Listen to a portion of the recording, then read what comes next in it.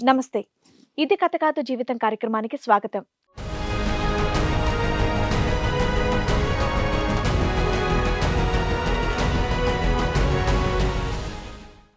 శరీరానికి తప్ప తనకి విలువ ఇవ్వడు అని అంటోంది లక్ష్మి.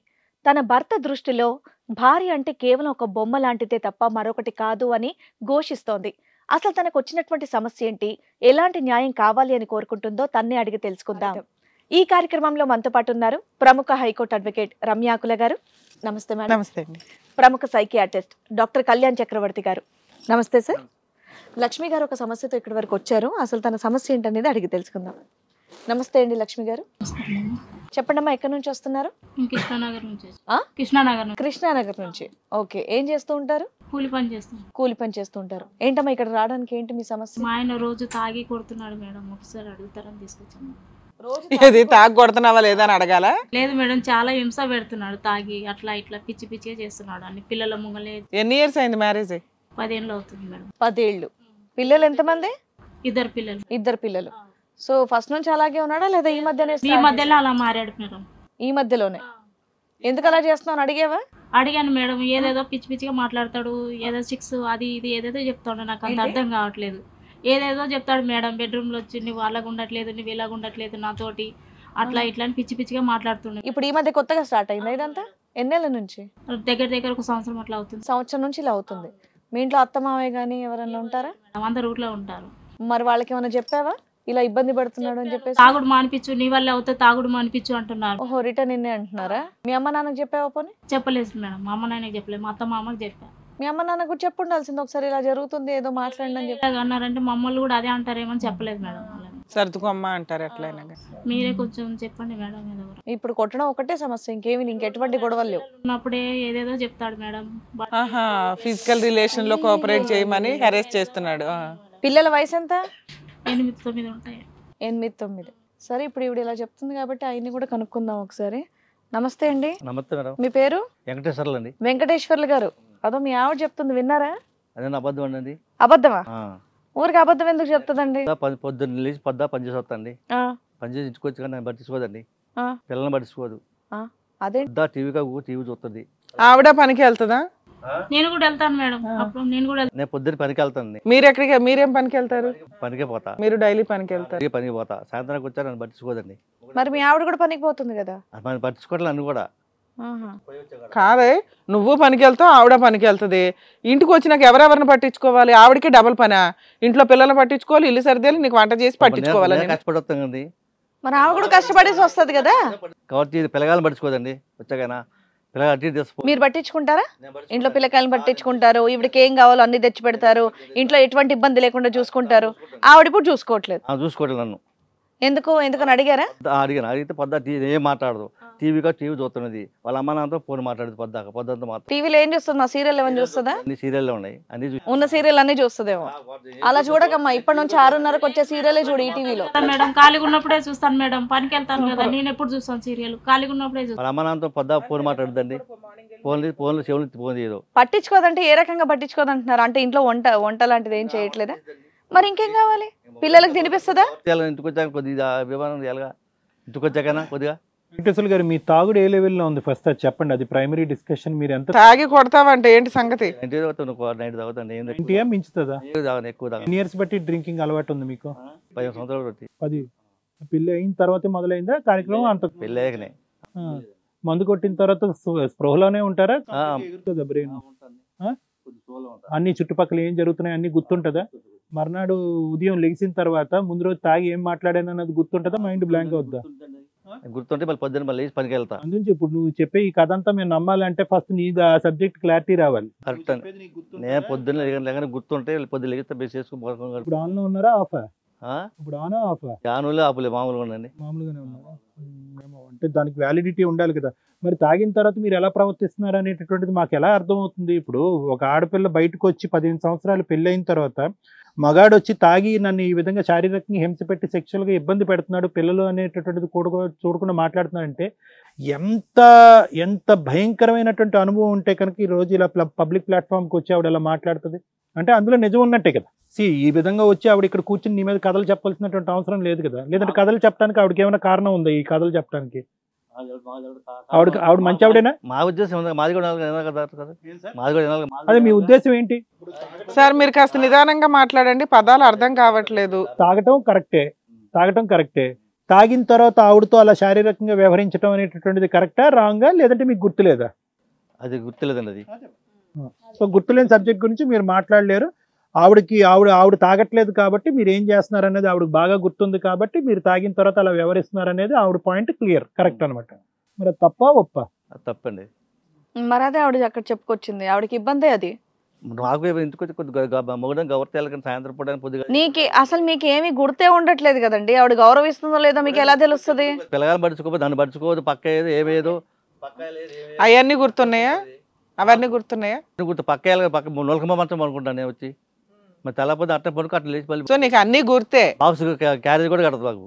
అమ్మ లక్ష్మి, తాగిన తర్వాత స్పృహ ఉంటుందా ఉండదు? ఒంటి మీద మాట మీద కాదు, ఇప్పుడు మాట్లాడిన పొద్దున గుర్తుండేది సార్. అది ఓకే, కానీ ప్రవర్తన మీద అదుపుంటది. వీళ్ళు బాగుంటారు, నీకంటే వాళ్ళు బాగుంటారు, ఏదేదో అంటాడు. ఇక వీళ్ళు మనసులో ఉన్నాయని బయటకు వచ్చేస్తున్నాయి ఆ టైంలో, బయటకు వచ్చేస్తుంది. నీ మీద అలా ఆమె బాగుంది, ఈమె బాగుంది, నువ్వు బాగాలేవు, అది ఏదేదో చెప్తాడు. ఇంక అన్ని పిచ్చి పిచ్చి. అతను సంపాదించే దాంట్లో ఎంత శాతం తాగుడికి పోతుంది? వచ్చేది ఎంత సార్? మాకు 400-500 కూలి వస్తుంది, అందులో సగం తాగనికే పెడతాడు సార్. ప్రతిరోజు తాగుతాడా? తాగని రోజు తాగుతాడు, ఇంటికాడ ఉంటే పొద్దున కూడా తాగుతారు సార్. ఎప్పుడైనా ఏదైనా మాల వేసుకున్నప్పుడు కానీ ఇంకో మాల అలాంటివి ఏమి వేయరు, అలాంటివి ఏమి వేయరు. కంటిన్యూస్ 15 సంవత్సరాలు బట్టి ఆన్ ద త్రూ. అంటే పెళ్ళైనాక 2-3 సంవత్సరాలు బాగానే ఉన్నాడు సార్. ఇక అప్పటి నుంచి తాగడం మొదలు పెట్టాడు. కొట్టడం మాత్రం 1 year నుంచి. సో తాగనటువంటి వెంకటేశ్వర్లు ఎలా ఉంటాడో ఈ రోజు లక్ష్మికి తెలియదు, అంతే కదా? అవును సార్. ఏం ఇంటికి వచ్చిన తర్వాత నువ్వేం పట్టించుకోవట మరి దాని? నేను కూడా పనికి వెళ్ళి వస్తాను మేడం అప్పుడప్పుడు. ఎప్పుడు అంటే ఇంకా ఏం పొద్దున పోతాం, మేము సాయంత్రం వస్తాం. వచ్చి ఇంట్లో పిల్లలకు వంట చేసుకొని అది ఇది చూసుకునేసరికి టైం పడుతుంది. ఆయన కూడా నేను అదే చెప్తా, నువ్వు నేను కలిసి చేసుకుంటే తొందరగా అయిపోద్ది అంటే ఆయన కోపం వస్తుంది. ఆయన ఆల్రెడీ నువ్వు ఎప్పుడు పని చేస్తావని ఎక్స్పెక్ట్ చేస్తున్నాడు, నువ్వేమో వచ్చి ఇంట్లో పని చేసుకోవడానికే సరిపోతుంది. ఉన్నారు కదా మేడం, చూసుకోవాలి కదా, వాళ్ళకు అన్నం వండి పెట్టాలి, అది ఇది చేసి పెట్టాలి కదా. ఈ తాగుడు అనేటటువంటి ఒక వ్యవహారం తీసేస్తే కనుక వెంకటేశ్వర్లు మంచి వ్యక్తేనమ్మా? ఇప్పటికైతే మంచి తాగడం మానిపించాలి సార్. అది కాదు, ఆ మత్తులో ఉన్నప్పుడే ఈ ప్రవర్తన. మత్తు లేని పొద్దున నువ్వు ఇంట్లో ఉంటే ఇంకా పొద్దున తాగడమే. ఇక రోజంతా అదే చెప్తున్నారు, తాగడం వల్లే మీ ఆయన ఇలా ప్రవర్తిస్తున్నాడు, తాగడం లేకపోతే బానే ఉంటాడు. అది ఇన్ని ఇయర్స్ నుంచి తాగుతున్నాడు కదా, మరి ఏమైనా ఆర్గాన్స్ డ్యామేజ్ అయినాయా లోపల? ఏమో మేడం, అప్పుడప్పుడు ఫీవర్ వస్తుంది, తగ్గిపోద్ది. ఫీవర్ వస్తుంది, తగ్గిపోద్ది, దగ్గు వస్తుంది, తగ్గిపోద్ది. అంతే, నేనేం చూపించట్లేదు మేడం. కాదు, ఎక్కడ చూపెట్టట్లేదు, అతను కూడా పోయి చూపెట్టలేదు. ఏం పెద్ద అనారోగ్యాలు రాలేదు వీళ్ళకి, అందుకని తెలియట్లేదు. ఎంత ఉంటది ఇప్పుడు వయసు? ఎంత సార్ మీరు వెంకటేశ్వర గారు? సుమారుగా 45 అండి. 15 ఏళ్ల నుంచి తాగుతున్నారు, లోపల ఆర్గాన్స్ అన్ని డొక్కైపోయి ఉంటాయి, చూసుకోవాలా. మీరు అంత పిచ్చి పిచ్చిగా తాగి వచ్చి తన్నులు భార్యను కొట్టుకుంటూ కూర్చుంటే ఎట్లాగా? మరి మొగడు మర్చిపోతే ఏం చేస్తాం సార్? అదేదో సార్ చెప్తారు ఉండండి, అయితే మీ వల్ల ఎంత ప్రాబ్లం ఉందని సార్ చెప్తారు. ఇది కథ కాదు జీవితం ప్రోగ్రామ్ ని అందరికంటే ఒక రోజు ముందుగా చూడాలి అనుకుంటే హిట్ టీవీ యాప్ ని డౌన్లోడ్ చేసుకోండి. ఇందులో మీరు మెచ్చే, మీకు నచ్చే కంటెంట్ సిద్ధంగా ఉంది. ఇప్పుడు ఒకటి ఇక్కడ వెంకటేశ్వర్లు గారు, ఇప్పుడు మీరు పోటీ పడద్దు, ఆవిడతో మీరు పోటీకి దిగద్దు. వినండి ఒక 2 నిమిషాలు నేను మాట్లాడతాను. ఇప్పుడు సహజంగా ఈ తాగేటటువంటి వాళ్ళకి ఇప్పుడు ఈ తాగుడు ఏ విధంగా అవుతుంది అంటే కనుక, రోజు మనం తాగేటటువంటి నీళ్లు, తినేటటువంటి అన్నం, ప్రవహించేటటువంటి రక్తం లాగి ఇది రోజు అది లోపల ప్రవహించాలి. దాన్ని మీ బాడీలోంచి సపరేట్ పార్ట్గా ఊహించుకునేటటువంటి పరిస్థితి లేదు. సో ఇప్పటికి కూడా ఏంటంటే ప్రధానంగా ఈ తాగుడు అనేటటువంటి వ్యవహారంలో ఆవిడేదో నా వైపు వేలెత్తి చూపెడుతుందని చెప్పి మీ ఈగో డ్యామేజ్ అయినట్టుగా మాట్లాడితే కనుక ఈ ట్రీట్మెంట్ తాత్కాలికం, ఈ సమస్యకి మేము పరిష్కారం చూపెట్టలేము, పిలుస్తాం. ఇది నా సమస్య అనుకున్నట్టుగా మీరు ఇన్సైట్ వచ్చి ఇక్కడ కూర్చొని, సార్ నాకు ఈ తాగుడు అనేటటువంటి మహమ్మారి నుంచి నాకు విముక్తి కలిగించండి, నా ఆరోగ్యాన్ని బాగు చేసుకుని ఒక బాధ్యతాయుతమైనటువంటి భర్తగా, ఒక తండ్రిగా నన్ను వ్యవహరించే విధంగా చేయండి అంటేనే ఇది వర్కౌట్ అవుతుంది. అంతేగాని ఆవిడ తాగుతాడు అని అన్నాడు కాబట్టి తాగుడు మాట పక్కన పెట్టండి, ఆవిడ నన్ను చూసుకోవట్లేదు అనేటటువంటిది ఈ పోటీ అంటే కనుక వేస్ట్. ఇది ఇక్కడ 99.9% ప్రధానమైనటువంటి అంశం. వెంకటేశ్వర్లు గారు ఇప్పటికైనా కనువిప్పు కలగండి, 15 సంవత్సరాలు అయింది పెళ్ళై మీకు. తాగుడు అనేది ఇక్కడ మెయిన్ ఇష్యూ. మిగతా భార్య నీతో పాటు కూలీ నాలి చేసుకునేటటువంటి భార్య వంట వండట్లేదు, చేయట్లేదు అంటే కనుక ఇన్ని 15 సంవత్సరాలు బట్టి ఎవరు వంట వండుతున్నారు, పిల్లల్ని ఎవరు సాగుతున్నారు, పిల్లల్ని ఎవరిని చూసుకుంటున్నారు? మీరు తాగొచ్చి కింద మీద పడుతూ ఉంటే కనుక మీకు చాకరీ ఎవరు చేస్తున్నారు? తనకి ఇష్టం లేకపోయినా మీకు శారీరకమైనటువంటి సుఖం ఇచ్చి 2 పిల్లలకు అన్నది ఎవరు? 9 మాసాలు మోసి ఇవి లెక్కలోకి రావా? లేదంటే తాగినప్పుడు ఇవన్నీ డిలీట్ అయిపోతాయా? సో కాబట్టి ఇక్కడ ముఖ్యంగా ఏంటంటే, సార్ నాదే తప్పు, నా వ్యవహారం తప్పు, నా పద్ధతి తప్పు, నన్ను తాగుడి నుంచి మానిపించండి అంటే కనుక 99.9% సమస్య సొల్యూషన్ క్లియర్. ఎందుకంటే సహజంగా ఈ వేదిక మేము కూర్చుని ఏమేమి వింటూ ఉంటామండి, ఏమంటే తాగుతాడండి, తంతాడండి. ఓకే, నువ్వు కూడా సెక్షువల్ హెరాస్మెంట్ గురించి చెప్పే కానీ తాగుతాడండి, తంతాడండి, దానికంటే పెద్ద అంశం ఏంటంటే అనుమానం పడతాడండి. సో ఇక్కడ ఆ సబ్జెక్ట్ లేదు కాబట్టి ఇది చాలా ఈజీ సబ్జెక్ట్గా మనం మాట్లాడుకోవాలి. బహుశా ఈ స్టెప్ మీరు ముందే వేయవలసింది. ఈరోజు ఇది కాదు జీవితం గురించి వెయిట్ చేయవలసినటువంటి అవసరం లేదు. మీరు గవర్నమెంట్ హాస్పిటల్స్కి వెళ్ళొచ్చు, ప్రైవేట్ డాక్టర్ల దగ్గరికి వెళ్ళి డబ్బులు ఖర్చు పెట్టుకోవాల్సినటువంటి అవసరం లేదు. మీరు గవర్నమెంట్ హాస్పిటల్కి వెళ్ళొచ్చు. ప్రతి గవర్నమెంట్ హాస్పిటల్లో డీఅడిక్షన్ సెంటర్స్ అనేటటువంటివి ఉన్నాయి. ఈ రోజుల్లో ఆంధ్రాలో కానీ తెలంగాణలో కానీ డీఅడిక్షన్ సెంటర్స్ ఉన్నాయి. అక్కడ ఏంటంటే హాస్పిటల్లోనే వారం 10 రోజుల పాటు ఆ మనిషిని ఉంచుకుని అక్కడే ఫుడ్ అన్నీ ఇస్తూ అతను తాగకుండా మందులు ఇస్తూ లోపల ఉండేటటువంటి ఆల్కహాల్ను కూడా బయటకు పంపించేటటువంటి ప్రక్రియలు నడుస్తూ ఉంటాయి. చాలా తేలికైనటువంటి వ్యవహారం. ఎందుకు వీళ్ళు తాగుడు ఆపలేరు అంటే కనుక అదొక కంటిన్యూస్ ప్రాసెస్ అనమాట. ఈ ఒక 10 నిమిషాలు, ఒక 2 నిమిషాలు కూడా మనం ఇలా ముక్కు మూసుకుని ఉండలేం కదా, ఊపిరి ఆ టైప్ అనమాట. సో ఎప్పుడైతే ఆ డ్రింక్ లోపలికి వెళ్ళదో చేతులు వణుకుతాయి, కాళ్ళు వణుకుతాయి, కడుపులో తిప్పుతుంది, తల తిరుగుతుంది, ఫెయింట్ అయిపోతాడు, ఫిట్స్ వస్తాయి, ఆకలి ఉండదు, నిద్ర ఉండదు, ఏం మాట్లాడతాడో తెలీదు. ఇంకా 2 ఎక్స్ట్రా దెబ్బలు నీకు ఎక్కువే పడతాయి. కానీ తాగినప్పుడే బాగున్నాడు రా బాబు అని అనుకునే ఆడవాళ్ళు కూడా చాలామంది ఉన్నారు నా దగ్గరికి వచ్చి. ఎందుకు వచ్చింది ఈ బాధలే, ఆపితే కనుక పిచ్చోడు లెక్క వ్యవహరించి 4 తన్నులు తంతున్నాడు, వీడికి ఆ మాత్రం పోస్తే కనుక తొంగుంటాడని చెప్పి పట్టించే ఆడవాళ్ళు కూడా నా దగ్గర ఉన్నారు. సో కాబట్టి ఏంటంటే అటువంటి ఆపిన తర్వాత అటువంటి రియాక్షన్ రాకుండా ఇలాంటి వ్యక్తుల్ని అడ్మిట్ చేసుకుని ట్రీట్మెంట్ ఇచ్చేటటువంటి అద్భుతమైనటువంటి ప్రక్రియలు ఉన్నాయి. ఒకప్పుడు అతని ఇష్టం చూపెడితే వెంకటేశ్వర్లు గారు చాలా సింపుల్ ఈక్వేషన్, మీకు ఇక్కడ డబల్ వస్తుంది. ఏంటంటే buy 1 get 1 ఫ్రీ వస్తుంది. తాగుడు ఆపటం వల్ల మీ శరీరం బాగుపడుతుంది, మీ వ్యక్తిత్వం ఇంప్రూవ్ అవుతుంది, మీ ఆలోచన బెటర్ అవుతుంది, మీ జ్ఞాపక శక్తి ఇంప్రూవ్ అవుతుంది, కుటుంబరీత్యా ఆవిడ హ్యాపీగా ఉంటుంది, పిల్లలు హ్యాపీగా ఉంటుంది, సుఖంగా ఉంటారు. సో అన్ని అడ్వాంటేజెస్ మీకే.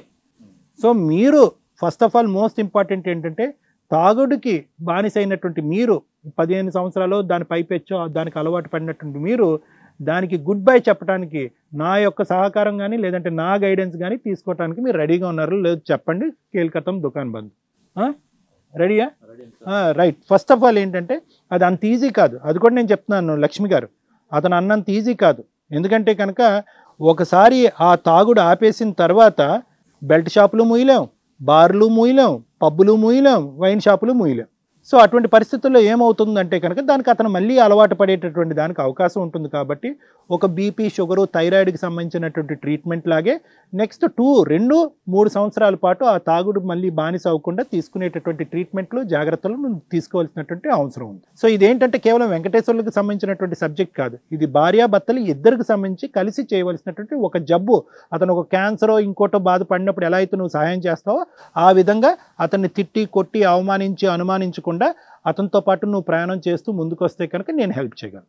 సో అది నా సైడ్ నుంచి మీరు ఈరోజు ఇక్కడికి వచ్చినందుకు నా హెల్ప్ అనమాట. Thank you sir. Ramya madam మీరేం చెప్తారు వీళ్ళ కేసు విషయంలో? వెంకటేశ్వర గారు, ఇప్పుడు మేము మాట్లాడేది మీకు అర్థమవుతుందిగా? ఎందుకంటే తాగిన తర్వాత మీకు గుర్తుండదు, ఆ తర్వాత ఏం చేశారు అనేది మళ్ళీ తెల్లారికి మర్చిపోతారు, మళ్ళీ తెల్లారి కూడా తాగుతారట. ఇలా తాగుతూ కూర్చుంటే మేము చెప్పేది ఇప్పుడు వేస్ట్ కదా కదా. ఓకే, ఇప్పుడు మీరు కాన్షియస్లో ఉన్నారు, మేము చెప్పేది మీకు అర్థమవుతుంది. అరే బై 60% కుటుంబాలు తాగుడ వల్ల సర్వనాశనం అయిపోతున్నాయి. మీకు వచ్చే 400లో బియ్యమే కొనుక్కుంటారా, రెంట్లే కట్టుకుంటారా, తాగుతావా? 2 పిల్లలు ఉన్నారు, కుటుంబం ఉంది, మీ ఆవిడకి డైవర్స్ కావాలి, నువ్వు అవసరంలా. నిన్నెవరు చూస్తారు ఈ ఏజ్లో నిన్నెవరు చూస్తారు? నువ్వు కావాలంటున్నావు, ఆవిడ కావాలంటుంది, అది వేరే.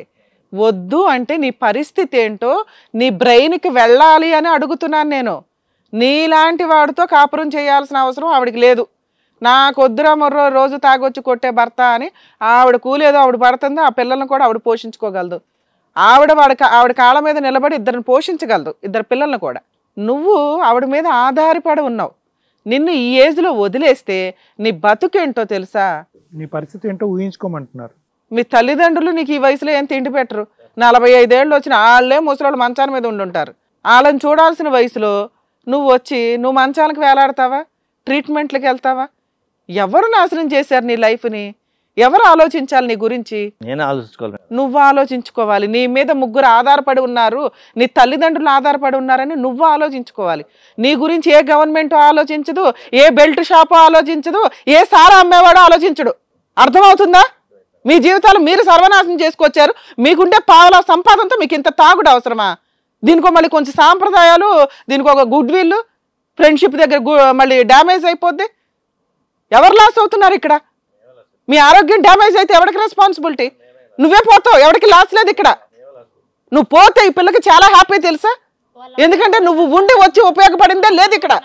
గవర్నమెంట్లు కానీ బెల్ట్ షాపులు కానీ ఎవరైనా కానీ ఇన్కమ్ కోసం వాళ్ళు అమ్ముతారు. మీరు గట్టిగా ఒక పూట బిర్యానీ కొనుక్కోలేరు, డైలీ వెళ్ళి సారా కొనుక్కుంటున్నావు. నువ్వు ఎక్కడ పోతుంది డబ్బంతా? దానివల్ల నీకేమైనా ఆరోగ్యం వచ్చిందా? నువ్వు పోతే ఈవిడ వీడోలాగా బతకాలా? అవసరమా?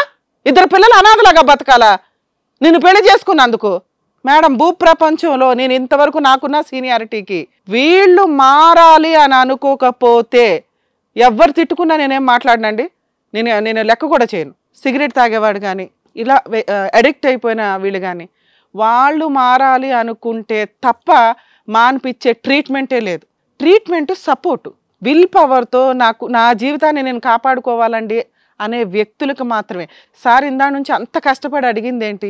అరే బాబు, నీకు ఇష్టమైన ట్రీట్మెంట్, నీకు ఇష్టమైన కౌన్సిలింగ్, అవన్నీ తీసుకోవాలంటే ఇప్పుడు ఈయన ఎంజాయ్ చేసిన దానికంటే డబల్ నరకం పడ్డానికి ఆయన రెడీ అయితే ఒక 6 months నువ్వు మెల్లగా క్యూర్ అవుతూ వస్తావు. ఆ క్యూర్ అయిన వ్యక్తికి పడే ఎఫెక్ట్లు ఎట్లా ఉంటాయో తెలుసా? నువ్వు ఈరోజు ఎంజాయ్ చేసిందంతా దేని మీదకి వెళ్ళడానికి ఎంజాయ్ చేస్తున్నావో తెలుసా? మంచం మీదకి కాదు, కాటు మీదకి వెళ్ళడానికి ఎంజాయ్ చేస్తున్నావు. నేను అనకూడదు ఈ మాట, ఎందుకంటే నీ లైఫ్ స్పాన్ని నువ్వే తగ్గించుకుంటావు, ఎవడు తగ్గించట్లేదు ఇక్కడ. ఆ పిల్ల ఏం అడుగుతుంది? మా ఆయన తాగొద్దండి బాబో, నన్ను కొట్టొద్దండి అంటుంది. నువ్వు తాగినప్పుడు కూడా నిన్ను కంట్రోల్ చేయలేక వదిలిపడేసింది. నువ్వు ఎప్పుడైతే ఫిజికల్ అటాక్ స్టార్ట్ చేసావో అప్పుడు మాట్లాడింది. అది 1 year భరించి. ఎవరికి చెప్పుకుంటుంది ఈ వయసులో? మీ తల్లిదండ్రులకి చెప్పింది, వాళ్ళు మాత్రం ఏం చేస్తారు? నీకు వచ్చి చెప్పగలరా? పైగా నీకున్న మేలిగో ఇంత అంతా కాదు. నువ్వు పని చేస్తున్నావు, 400 సంపాదిస్తున్నావు, ఈవిడ పని చేస్తుంది, 400 సంపాదించుకొని వస్తుంది. నువ్వేమో అందులో 200 తాగుడుకు పెడతావు. నువ్వు తెచ్చే గిలక్కాయ 200 మళ్ళీ మార్నింగ్ వాడేస్తావు. ఇల్లు నడుస్తున్నది ఈవిడ వల్ల. నన్ను చూడదండి, ఇంటికి వస్తే నాకు రెస్పెక్ట్ లేదండి, ఇంట్లో పనికి ఏమి నాకు సపోర్ట్ చేయదండి. అందుకే నీకు డైవర్స్ అంటున్నాను నేను. నీకు డైవర్స్ ఇచ్చి పడేస్తే నీ వాల్యూ ఏంటో నీకు తెలుస్తుంది, నీ క్యారెక్టర్ ఏంటో నీకు తెలుస్తుంది. అనాథ బతుకు బతకాలి నువ్వు. అర్థమవుతుందా? ఎందుకు చెయ్యాలి ఆవిడ అంటే? మహిళ కాబట్టి ఆవిడే జాబ్ చేసుకురావాలి, ఆవిడే ఇంట్లో పనులు చేయాలి. ఎంత హక్కుగా మాట్లాడావో తెలుసా ఇందాక? నాకేమీ చూడదండి అంటే ఇంటికి వచ్చి 2 పిల్లలు చూసుకోవడానికి ఆవిడ పరిగెత్తుకొని వచ్చి టెన్షన్ పడతా వస్తుంది. నువ్వు నా భార్య వంట చేసిందా లేదా అని వస్తున్నావు. నువ్వు చేయలేవా? అమ్మాయి అడుగుతున్నది ఏంటి? కొంచెం సపోర్ట్ చేయమనండి. పెద్ద ప్యాలెస్ ఉందా మీ ఇల్లు? ఒక రూము తిప్పి కొడితే కాలు మీద కాలేసుకుని టీవీ చూస్తా కూర్చుంటావు నువ్వు ఇంట్లో. టీవీ చూడు మేడం. చూడవు, ఆవిడ టీవీ, ఆవిడకున్న రిలాక్సేషన్ అదే. టీవీ చూసింది, పని చేసుకుంటుందిగా, పిల్లల్ని చూసుకుంటుందిగా. నువ్వు హెల్ప్ చేయలేవా? ఎదురు హింసిస్తావా అమ్మాయిని పట్టుకొని? నేను అసలు నీతో పంపించిన అమ్మాయిని నాన్న డైవర్స్ ఇచ్చేద్దు కానీ నువ్వు బతకలేవా? నువ్వు ఎదురు పోషిస్తున్నావు అతను. ఇప్పటికైనా సరే మేడం, తాగుడు మానేస్తే ఉంటాను మేడం. నువ్వు ఉండమ్మా, నేను నీ వైపే మాట్లాడుతున్నా. నీలాంటి వాళ్ళు ఉండబట్టే రేపు మీ ఆయనకి ఏదైనా అయితే నీకు బాగుంటుందా? అలా కాకూడదని కదా, నీ పసుపు కుంకుమలో కాపాడడం కోసమే నేను మాట్లాడుతున్నాను ఇక్కడ. నేను ఎవరిని విడగొట్టను తల్లి. 100% కలపడానికి నేను 100% ట్రై చేస్తాను. విడిపోయే వాటిని కూడా ట్రై చేస్తాను కలిపేసి. మీ ఆయనకి బుద్ధి రావాలి అంటే ఆయన క్యారెక్టర్ ఏంటో ఆయనకి తెలియాలి. నువ్వు వదిలేస్తే ఆయన లైఫ్ స్టైల్ ఎలా ఉంటుందో ఆయనకు తెలియాలి కదా. ఇక్కడ మా ముందు ఒప్పుకోవచ్చు, నేను రాసిస్తే ఆయన వెళ్ళకపోతే సార్ కౌన్సిలింగ్ ఇస్తానంటున్నారు, ట్రీట్మెంట్ ఇప్పిస్తాం అంటున్నారు. అది చాలా స్ట్రాంగ్ వ్యవహారం తెలుసా? దానికి అతను స్ట్రాంగ్గా డిసైడ్ అవ్వకపోతే మనం ఇంత మాట్లాడి వేస్ట్ అవుతుందండి. వెంకటేశ్వరరావు గారు, మీరు ఫీల్ అయితే నాకు సంబంధం లేదు. ఎందుకంటే మీలాంటి వాళ్ళందరూ బయట బోల్డ్ మంది ఉన్నారు, వాళ్ళందరికీ చెప్తున్నాను నేను ఇది. మీ తాగుడుతో మీ జీవితాలు, మీ కుటుంబాలు మీరు సర్వనాశనం చేసుకుంటున్నారు. అర్థమవుతుందా? మీరు కౌన్సిలింగ్కి వెళ్ళండి సార్. 100% మమ్మల్ని నమ్ముకునే అమ్మాయి వచ్చింది. మేము ఒక 2 months చూస్తాం మిమ్మల్ని. మీరు మారకపోతే మాత్రం ఇంక నేను చెప్పిందే ఫైనల్ అవుతుంది. ఆవిడ ఎట్లయినా డైవర్స్కి ఒప్పిస్తా. ఎందుకంటే డైవర్సే బెటర్ విడో అనిపించుకోవడం కంటే. అర్థమవుతుందా? నీకు ఆరోగ్యం బాగుందని నువ్వు అనుకుంటున్నావు. గట్టిగా ఒక జ్వరం వస్తే నీకు తెలిసిద్ది, మొత్తం ఆర్గాన్స్ అన్ని బయటకు వచ్చేస్తాయి, ఏమేం పోయినాయా అని. కాస్త ముందుగా తెలుసుకొని అవేంటో బాగు చేసుకుంటూ మీరు ట్రీట్మెంట్లో ఉండాలి. ఒకటి ఆవిడని ఇంటికి వచ్చి కొట్టకూడదు. 2 ఫిజికల్ హెరాస్మెంట్ అసలు చేయకూడదు, సెక్సువల్ హెరాస్మెంట్. ఆవిడ నువ్వు మాట్లాడుకోండి, కబుర్లు చెప్పుకోండి. నువ్వు తాగకపోతే ఆవిడ కూడా కాస్త రిలాక్స్ అవుతుంది. కబుర్లు చెప్పుకున్నాక మీరు ఏం చేయాలనేది మీరిద్దరూ డిసైడ్ చేసుకోండి. ఒక అరగంట ఆవిడ టీవీ చూస్తే వచ్చిన లాస్ ఏమి లేదు బాబు. నీకంటే తాగుడు అలవాటు ఉంది, ఎంజాయ్ చేస్తున్నావు. ఆవిడ టీవీగా చూస్తుంది. అమ్మ టీవీ చూడమని నేనేం చెప్పట్లే. నీ రిలాక్సేషన్ నువ్వు ఎంత చూడాలో అంత చూసుకో. భర్త కావాలి, తాగుబోతు భర్త అయినా కావాలి అన్నప్పుడు మార్చుకోవడానికి కూడా కాస్త ప్రయత్నించమ్మా. చెప్తాను మేడం ఇంట్లో, అది కూడా చెప్తాను. నా మాట అసలు లెక్క చేయడు. నాకు అర్థమవుతుంది. మరి దగ్గరుండి నువ్వు కూడా కౌన్సిలింగ్ కి వెళ్ళాల్సి వస్తుంది, ఆయనతో పాటు దగ్గర తీసుకెళ్తేనే. ఆయన మాట్లాడంటే వెళ్తాను కదా మేడం. సూపర్. అంతే మేడం, యాక్చువల్గా వీళ్ళు ట్రీట్మెంట్కి వెళ్తే బెటర్, ఎందుకంటే వీళ్ళది లీగాలిటీ కూడా చెప్పాల్సిన అవసరం లేదు, ఇద్దరు భార్యాభర్తలు విడిపోయే కేసు కూడా కాదు. అది వెంకటేశ్వర్లు గారు, మేడం సార్ చెప్పినట్టుగా వినండి, చక్కగా హ్యాపీగా ఉండండి, పిల్లల్ని చక్కగా చూసుకోండి, ఆరోగ్యాన్ని కాపాడుకోండి. జాగ్రత్త. దగ్గరుండి తీసుకెళ్ళండి. ఇలాంటి వాళ్ళకి కరెక్ట్గా బుద్ధి వచ్చేలా చెప్పారు Ramya madam, Kalyan sir. Thank you so much. So మరో కథతో మళ్ళీ కలుద్దాం. ఈ కార్యక్రమాన్ని ఇంతగా అభిమానిస్తున్న ప్రతి ఒక్కరికి కూడా శిరస్సు ఉంచి నమస్కరిస్తున్నాము. ఈ సందర్భంగా మీ అందరితో నేను ఒక విషయాన్ని పంచుకోవాలి అనుకుంటున్నాను. మేము చేసేటటువంటి ఇది కథ కాదు జీవితం కార్యక్రమం ద్వారా ఎంతో మందికి ప్రత్యక్షంగాను పరోక్షంగాను సహాయం అందుతుందని భావిస్తున్నాం. ఎక్కడో ఉండి ఇక్కడికి రాలేని ఎంతో మందికి అడ్వకేట్ రమ్య మేడం గారు, సైకియాట్రిస్ట్ డాక్టర్ కళ్యాణ్ చక్రవర్తి గారు ఇచ్చేటటువంటి సూచనల ద్వారా వాళ్ళ జీవితాల్లో ఎలాంటి మార్పులు తెచ్చుకుంటే ఆనందంగా ఉంటారో అలాంటి మార్పులు తెచ్చుకుంటున్నారు. మా ఆశయం ఒకటే, అందరూ బాగుండాలి, అందులో మేము ఉండాలి. ఇది కథ కాదు జీవితం ప్రోగ్రామ్ అందరికంటే ఒక రోజు ముందుగా మీరు చూడాలి అనుకుంటే వెంటనే డౌన్లోడ్ చేయండి హిట్ టీవీ యాప్. ఇందులో మీరు నచ్చే మెచ్చే కంటెంట్ సిద్ధంగా ఉంది. మరి ఇంకెందుకు ఆలస్యం, వెంటనే డౌన్లోడ్ చేసుకోండి హిట్ టీవీ యాప్.